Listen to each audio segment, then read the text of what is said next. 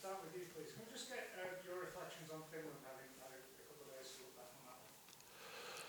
Yeah, I think looking back, it was obviously a very disappointing result. I think first half we actually played pretty well. Obviously the penalty just before half time, wasn't ideal, and then half time had a chat and thought go out there and take the game to them, and then just as for half time, obviously going 2-0 behind was kicking the teeth, and from there it's it's a long way back, and to concede the third and fourth, it was I think it was a bit harsh, 4-0. I don't think we deserved that scoreline. Has this been the hardest campaign of your international career?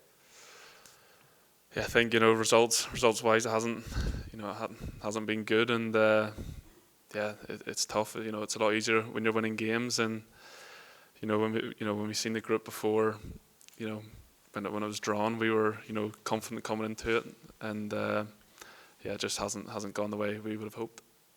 I think when you came into the national team, it was in a very different place to it is now. As one of the senior players, what are you saying to the young lads that have come in and maybe haven't enjoyed very many wins at all? Yeah, just have to keep reassuring them, just keep doing the right things, and eventually it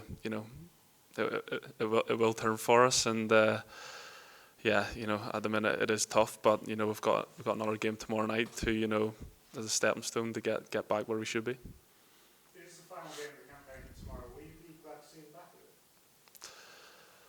it? I mean, it hasn't been, as I say, a good campaign, and as I say, we can hopefully get a win tomorrow night, and put it behind us, learn from our mistakes, and go into the next campaign, and hopefully it's a lot better. And how important is it? I mean, final game now until some friendlies in March. How important is it to end on a different tone? Yeah, I think anytime you go into the game, you want to win, and tomorrow's no different. If it was the first game of the group or the last, so we'll be going in tomorrow night. Hopefully, we can get 3 points, and as you say, end the campaign on a high. Michael, Paul Smith back in the squad. Are there any other issues? We have a doubt about Daniel Ballard, and so we just got to manage that and see how he is overnight. Otherwise we're pretty good. Ross McCausland took a knock in the game in Helsinki. Didn't train yesterday, but did the majority of the session today. So he's probably just a little knock, but we're optimistic that he'll be fine. Can you just ask what's Dan's injury? He's got a hamstring situation. Shea Charles is back. How big of a boost is that? I think you spoke in Helsinki about how limited some of your midfield options were just in terms of the availability of types of players. What does Shea bring back?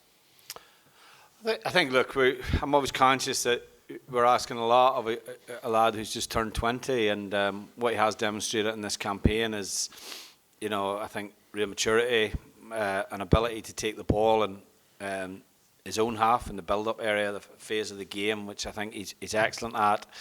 I think he's also improved in certain areas. He's certainly improved out of possession.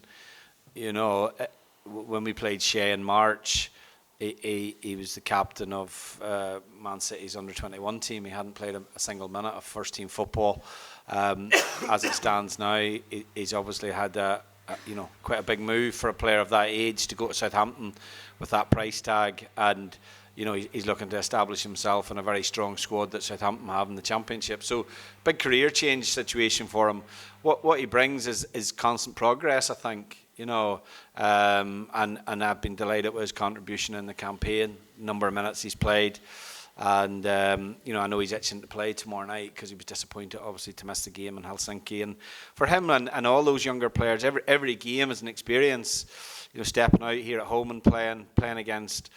Tomorrow we'll play against a midfield that'll probably be comprised of players that either play in the Premier League or play probably in the Bundesliga. The top level of European football. We play against a team that probably will have 5 or 6 Champions League players in in their starting 11. So these are all, I suppose, for the younger players in particular, and all the players, it gives an indication of where the bar is and how they have to try to get there rather to that level.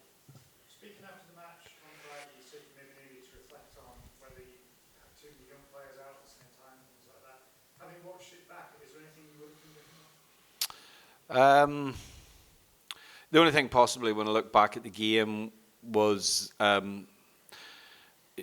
we maybe made the double substitution a little bit early, probably, in terms of changing the two strikers. You're always conscious that you've only got 3 sub breaks. You kind of know you're going to need 5 players when you're behind in the game, especially.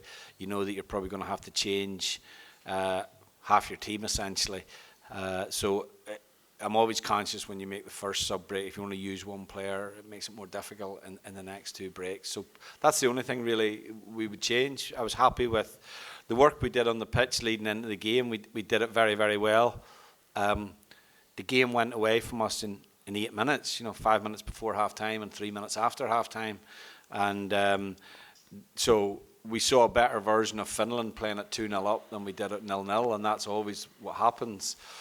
It would have been interesting to see, had the game stayed at 0-0, how maybe a little bit of anxiety in their play maybe would have hindered them a little bit, and we could have taken advantage of that. But it wasn't the case, and so that's I suppose the lesson for this young and inexperienced group of players is how quickly at this level you feel that you're in a game and how quickly you can be out of it.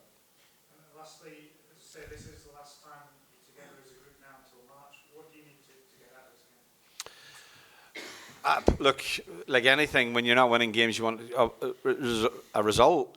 But for me, I have to look deeper than the result, because if I just look at the result, I'm not going to find a lot of things to try and be positive about. So I'll look back at the game, as I have done with all the games, and our job as coaches is to feed that information back to the players and try and make us better. As a group, we have players who come from all different clubs who are asked in many ways to do different things at their club than we're going to ask them to do when they come in and play international football. For a lot of the players, it is a step up, and it's quite a big step. So, a lot of what we're doing is very structured with the team, trying to make them part of a structured team to help them play at this level. We won't be able to go pick 10 and go toe-to-toe with Denmark and say, just go out and play and we'll win the game. That's not possible for us. So we have to be very structured in our approach. So it's about getting the players' mindset when they come in switched on, and also that they're not, every time we meet up, we're not having to start again a little bit. And probably one of the challenges we've had in this campaign is that we've constantly had to change the team. And more than anything, we've constantly had to change the defensive line-up in the team. And that's where we've probably really struggled to get a real consistency. I think when you've got a real solid, whether it's a back 4, back 3, and you're consistently going game to game, you get belief and you get continuity in it. And that's where, obviously, we haven't been able to do that in this campaign. Cheers, Ian. We'll go down and across. Julian. Michael, what sort of challenge do you expect from Denmark? Do you think it might be slightly diluted considering the managed to get over the line against Slovenia? Well, look, we can only prepare for them as if they needed 3 points to get here for the tournament. The game was a massive win. That was a big game between themselves and Slovenia, obviously on Friday, and a good result for them given that the 2 big players missing as well. So I'm sure going into the game, the coach was probably a little bit concerned at the absentees that he had, but it shows the strength of the squad that they were able to deal with that and beat a good Slovenia team, to be honest. So we just have to approach the game as if Denmark are going to come as strong as possible. And the other side of it is, as soon as you qualify for a major tournament, suddenly I think there'll probably be squads of 25 maybe for the Euros, is there? So a squad of 25, everyone wants to be part of that. So if they do change the team and maybe they give game time to some of the players who haven't played as much maybe in this campaign, they've got a real point to prove as well. So it'll be a tough game regardless of what approach they take. Julian. Morton. When you saw Denmark play Friday night, it was about Christian Eriksen without Højlund. Did you see a different approach from Denmark to the play?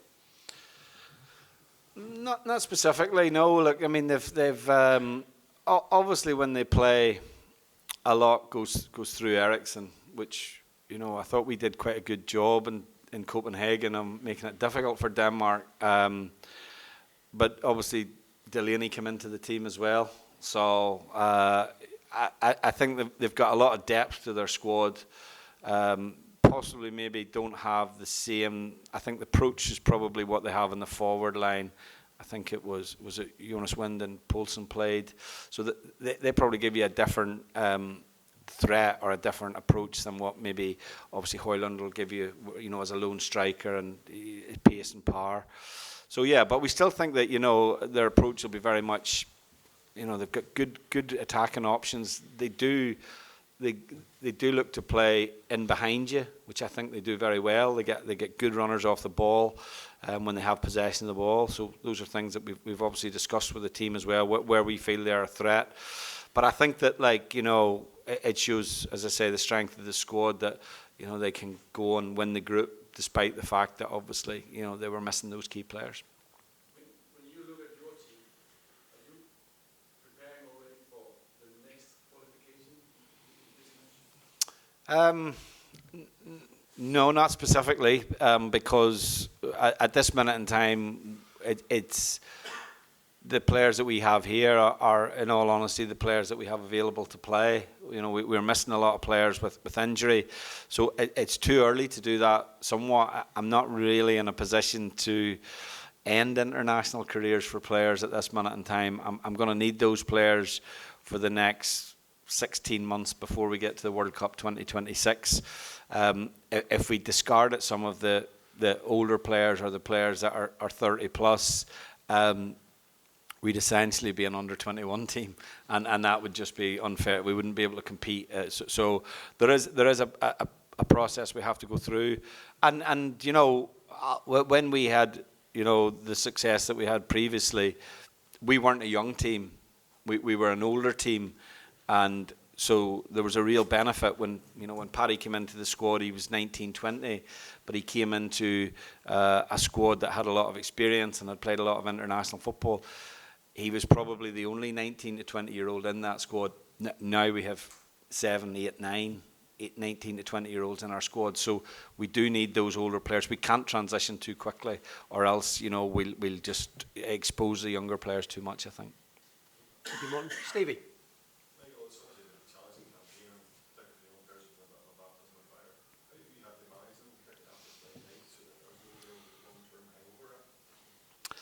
Look, I think you just have to be honest with the players. We had a good meeting last night. We spoke about areas where we feel we have to do better. You know, sometimes I think I don't believe that there's any benefit in just brushing things under the carpet and saying unlucky, we'll go again next game. I do think you have to address the issues in your team. We have to address the areas where we lost the goals, and when you see the goals back and you look at them in detail, like they're just decisions that are made by players that are a little bit inexperienced, and sometimes individual mistakes by experienced players as well. And we have to learn from that. It's not a case. It's not an analysis of the game to be negative. It's hopefully in a way that they will learn from that. So, you know, I just try and, you know, pick the players up. This is just another game. For me, the best way that we can look at this game, if I was a player, was go think, well, I'm not going to get the chance to play another international game for 4 months, and hopefully the manager will pick me in 4 months. So that's the way they have to approach it if they're given the opportunity to start. So, you know, this game is every bit as important, you know, as what we will face next in terms of the games. And if you look at it, you know, we'll go into a Nations League campaign in September, and we'll have friendlies between March and June, but we might not play a team as good as Denmark in any of those games. So the experience of playing against this level will obviously be a real challenge for us, but one that obviously we're going to have to deal with down the line.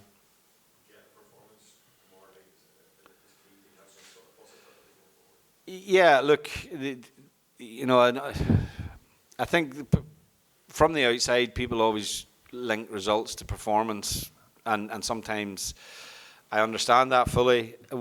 I want to see the players develop and continue to develop in a team, and I can't just judge that on whether we win, lose or draw. I have to judge that over the 90 minutes. What I would like to see is, you know, what we saw in the game on Friday, but maybe a better reaction to obviously when we went behind into the second goal in the situation that was probably the most disappointing thing for me, was to concede as early in the second half, because when you look at the campaign, when we have gone behind 1-0 in the games, we've stayed in the game right to the end. I mean, we played here for half an hour against Slovenia with 10 men, 1-0 down, and we still created chances right up until the final 5-10 minutes of the game. So that was, I think, a real positive to take out of that. The disappointing thing was in the game Friday is that, the score went from 2-4, and we allowed that to happen. Jason. Michael, obviously the players that are playing here wouldn't have maybe got this chance had your senior players been available. They've run out of quality and ability, but has there been naivety in this campaign? Has that been the biggest thing for these results, and maybe some of the individual mistakes? Partly because of that, and if I'm honest, I think just the level. I don't think with the squad that we've had for over this, over this campaign would be strong enough to compete, to qualify genuinely. So we have to recognise that.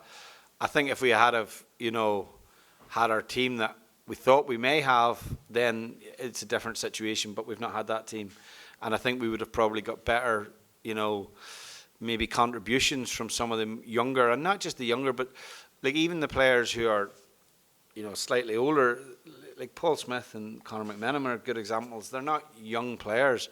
They're very young international players. They've only played 2 or 3 times, so they're not experienced in that regard.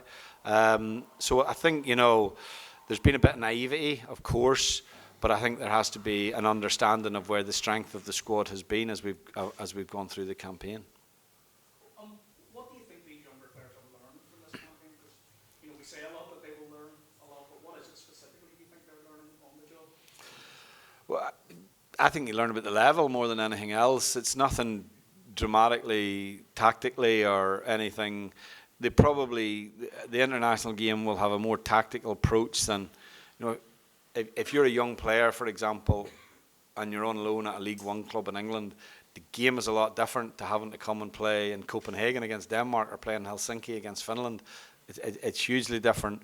I think probably the biggest thing is also the concentration aspect of it. For a younger player coming in, really concentrating, because a lot of these lads you bring in, particularly the attacking players, they come in and they're natural footballers. They want to play, and you have to say, well, look, you're not going to get as many opportunities.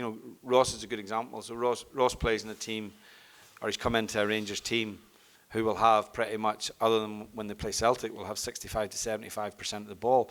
He's now come into a team that maybe are going to have 30 to 35% of the ball. So he's going to have to do a lot more without the ball. That's the challenge for them when they come in. What's required for them is totally different from maybe what they need from their club, and that's where they have to learn. And they have to also kind of come away from that mindset, think, well, this is how I do it at my club. That don't matter. You're not at your club anymore. You're playing in it. You have to learn to play in this type of team and this type of structure, because obviously that's what we believe will help us win games at this level. And in terms of people will maybe look at your previous spell and say the first campaign was difficult, the second campaign was unreal. Do you have to kind of let people be a little bit realistic this time, a bit cautious, because that time you had Premier League players throughout that sport? Yeah, I've said many times, I don't think there's any comparison. Like if you look at the first campaign, I was trying to convince lads to play on. They were disillusioned with international football because they weren't winning games. They had difficult campaigns, and so we didn't really go into that campaign with a huge expectation either. We weren't saying this is a real opportunity. Yeah, look, I don't think the fact that happened in the past is necessarily going to happen going forward. We just got to wait and see how the team develops over the next period. We might see some players emerge.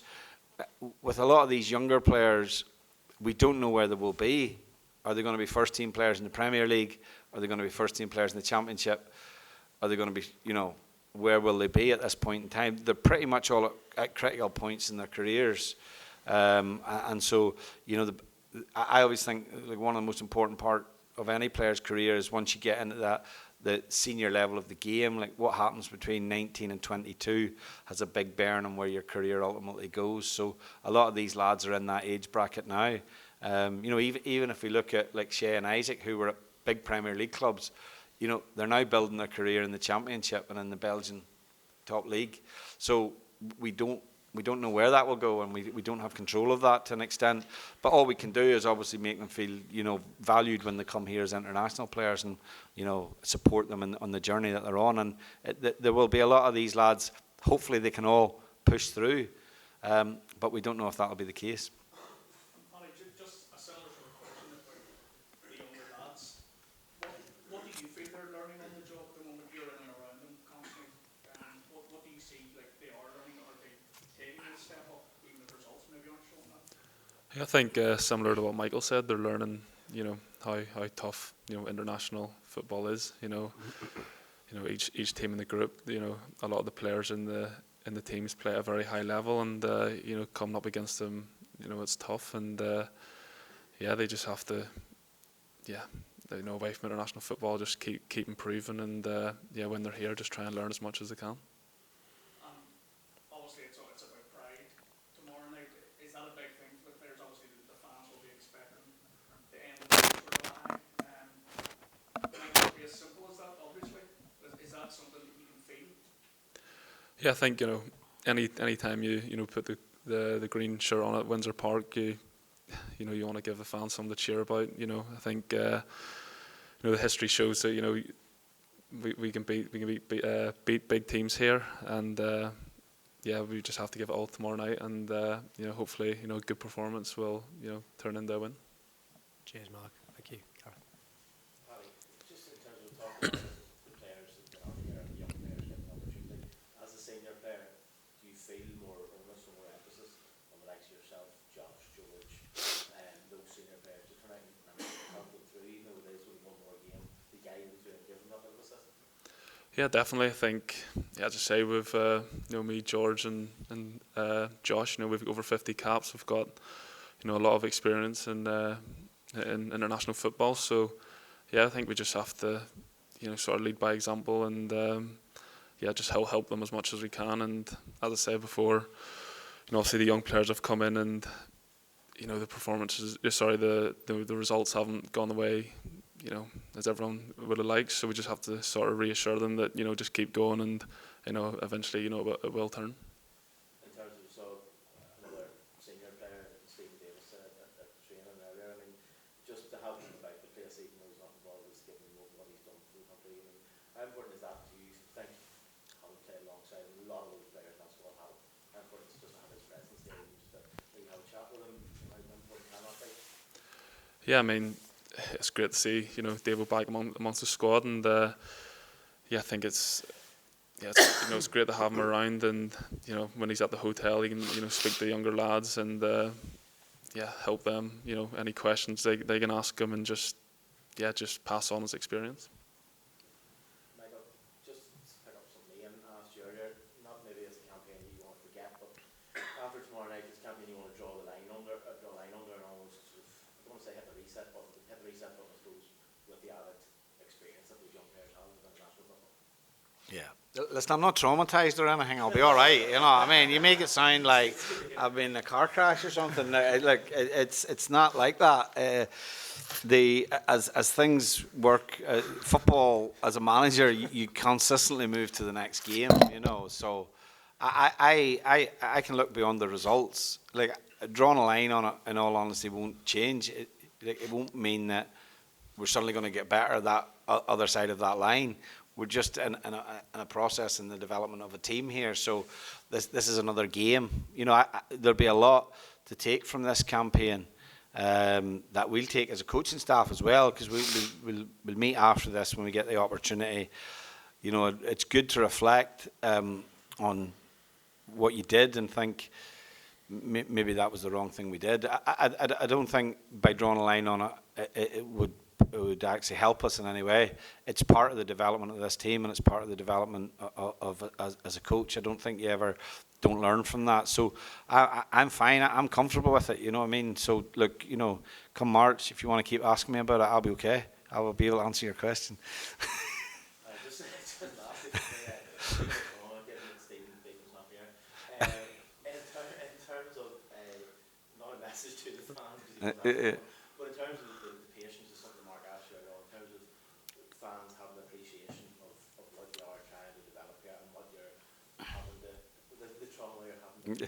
Yeah. I mean, what sort of do is it important to sort of draw patience from them?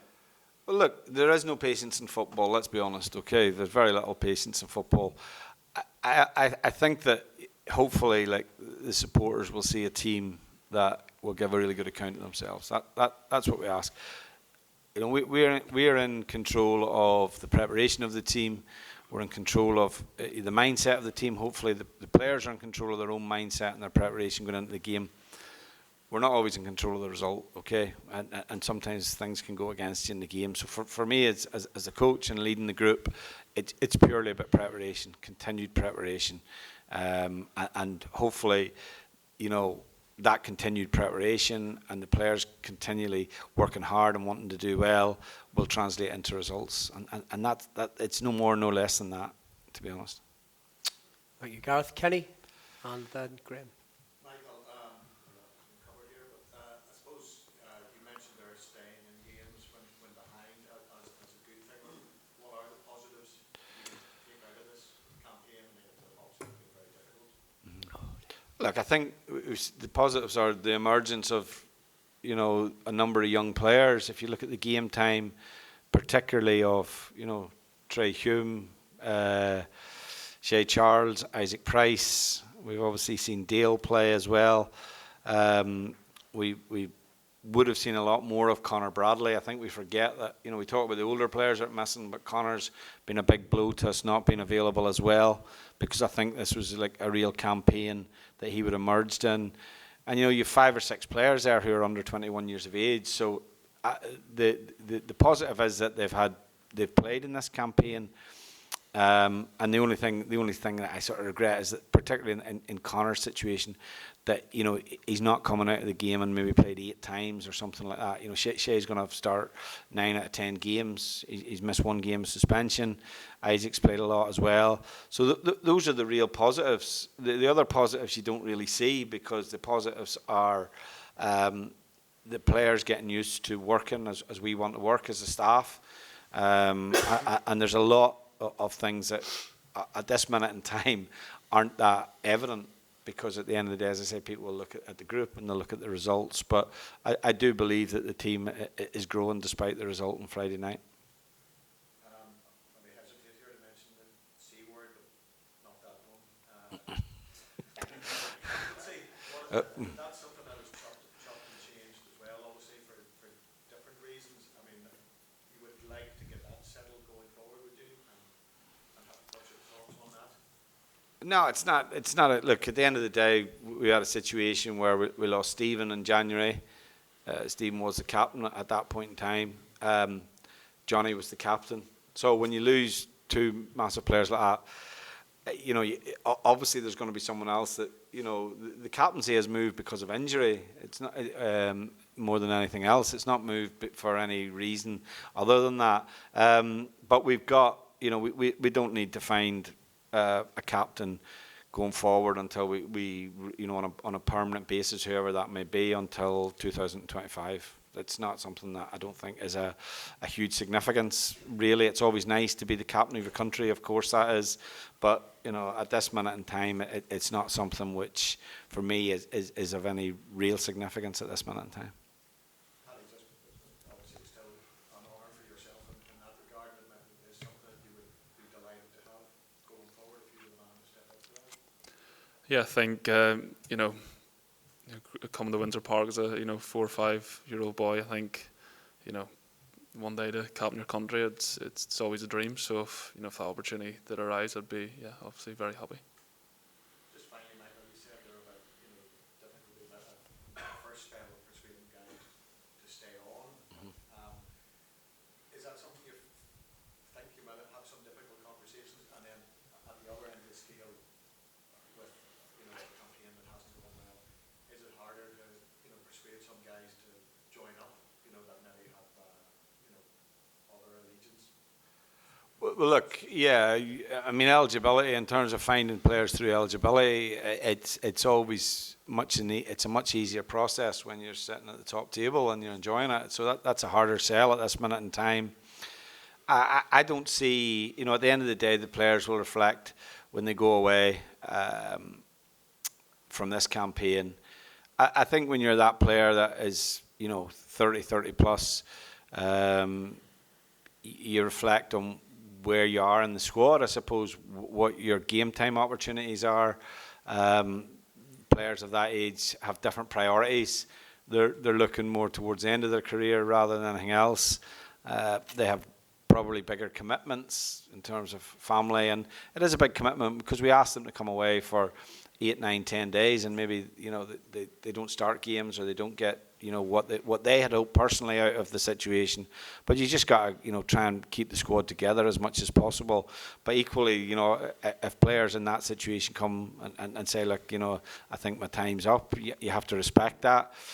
Like I tried with I look back to Chris Brunt. I tried to keep Chris playing, but I had to respect his decision when he made it at that time. Chris Baird, the same. So, those players gave a lot for Northern Ireland and played a lot of times. You still kind of always throw that carrot out of where, which I kind of did with Johnny, where, 100 caps and different things like that. So everyone will have an individual, I suppose, goal, what they want out of their international career. And hopefully I can facilitate that. But at the end of the day, it's the player's choice. Thank you, Ken. Graham, last few from you, please. Paddy, Shay has made a major contribution in this campaign. Played a lot of minutes. How the rest of the team has progress? I think he's a brilliant player. I think Shay can play at the highest level, and yes, when he came in under Ian Barraclough, you knew the ability he had, and I think every game he plays, he plays really well, and he's just got that sort of composure about him where it's sort of he just makes it look quite easy. Obviously, the squads have been badly affected by injuries. Do you think if that hadn't have been the case, we would have actually had a fighting chance of qualifying? Yeah, I mean, possibly. I think it's sort of hard to say, really. I think, obviously, we're missing a lot of players, and we've used, a lot of players who haven't played before. So, I think it's it's a tough question to answer. But as I say before, coming into the campaign, we probably expect it to definitely be up there. And Michael, can I ask you with regard to the injuries? I've heard a lot of managers talk in the past about the schedules that players have and the workloads, the demands we're putting on them. Is that a factor in our injuries, or is it just serious bad workload? Well, it depends whether you're asking me that as an ex-club manager or an international manager. So it's very, very different. There's two answers to that. Look, the players are asked to play a lot. If you ask Paddy, for example, his schedule at Middlesbrough will involve probably not a lot of training time, mostly recovery, travel within the league, so I understand that, coming away in international football, it's an opportunity to kind of help players and reset them if they're not coming away. So I understand that. The schedule is what the schedule is. Like, there's much bigger managers than me complain about it. So as an international manager, I only play 10 games a year, so it's totally different. But I understand. Like, I think that there is a real high percentage of muscle-related injuries. We obviously, which is pretty much down to the workload of the players. The other thing is that certainly the 5 subs has helped. The additional extra time hasn't helped. Maybe that we see less of that in international football than we have seen in club football in the UK. So there's a number of factors in there. But look, at the end of the day, players are asked to play an awful lot, and they're asked to play an awful lot in a short space of time. Even the international break. Like, if you look at an international break where we were asked to play on a Thursday night in Slovenia and fly to Kazakhstan on a Friday to play on a Sunday. That's an extremely difficult thing to do, like at high level sport, and be able to then perform So yeah, there's a huge amount of I think pressure on the players, and hopefully, as I say, we can find a solution to it. But they're very robust. The players of this era are different from the players of my era in terms of how they are. Like when I played international football, for most of my international career, we turned up on a Sunday and played Wednesday. And you were back at your club on a Thursday morning training, and you played Saturday. And in many ways, I would prefer that. I think that now we're in a situation where we're kind of doing that anyway, but we're playing Thursday and then we're playing Sunday. So the Thursday game is not too dissimilar to how it used to be back in the day when you met after your game on a Saturday and did very little training, played Wednesday. So yeah, I think that's just the workload is something which is something we're just going to have to deal with going forward. Just picking up on something I think you touched on earlier, you only get limited opportunities at international level to show the manager that you can do a job. Is that one of the things you can say to the players, sort of step up and take these opportunities? Yeah, I think it's quite. We're in a situation at the moment where, we have a number of players in our squad who are not regular players week in, week out at their clubs. So when they come into the squad, that's pretty much what I have to be able to assess: how they train, what they're like as part of the group, how they maybe deal with disappointment if they're not starting. Those are all factors. We're not going to. If you look at us at this minute in time, we have one player in the Premier League in Johnny, who isn't going to play every week for Manchester United, and we have 10 players in the Championship, and on any given week we might have 4, 5, 6 that start at their clubs. So that's the pool that we're choosing from at this minute in time. So when the players come in and be part of the international squad, it's really, really important that they give a good account of themselves. And it isn't easy if you're coming in as a player who is not playing on a consistent basis. It's hard to come in and play international football. I think Paddy will vouch for that. He's had periods where he's not been in the Middlesbrough team maybe for 3 or 4 weeks, coincides with coming in and having to play an international game and possibly having to play against someone who's coming from playing in the Champions League. That's a big gap to breach as well. That's just something at this minute in time that we're dealing with. It's probably a statement of the obvious here, but given everything, all of the sports and what's happening in this country, there's an opportunity tomorrow to give everyone sort of something to shout about, finishing a bit of a high. You seem a lot more down about it than me, to be honest. Plus, it'll be all right, lads.